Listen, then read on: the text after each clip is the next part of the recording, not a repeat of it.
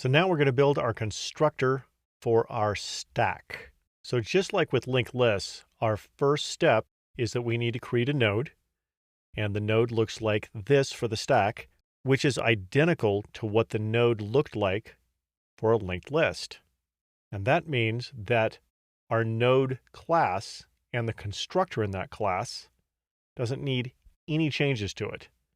This is identical to the node class that we used in a linked list, because that's essentially what we're using here. It's just a modified linked list. Now we're going to see what else we can take from the linked list class.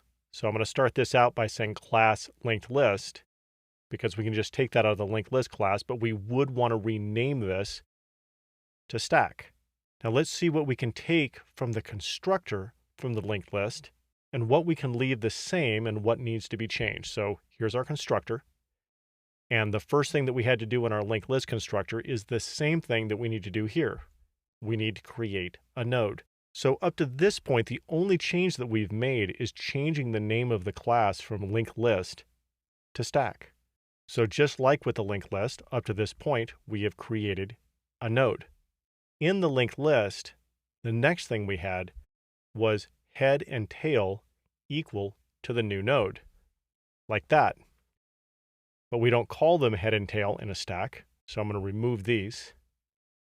And these would be called top and bottom. And I'm not going to use bottom, so I'm just going to go ahead and remove this, and we'll just use top. And then I'm going to say the length is equal to 1. And you could say height, but I'm just going to leave it at length. One other change that I will make is that that icon for the 11 that we have on the lower right should point down instead of across. And there we have our code for a constructor for stack. And there was a lot that we were able to reuse from the linked list constructor. Now let's go over to DevTools and run this code. This is where we create our new stack called myStack. And then the stack class, of course, is calling the node class to create that first node. Now let's go over here and run this.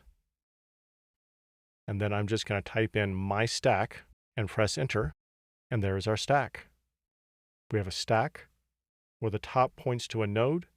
Length is equal to 1. Let's open this up.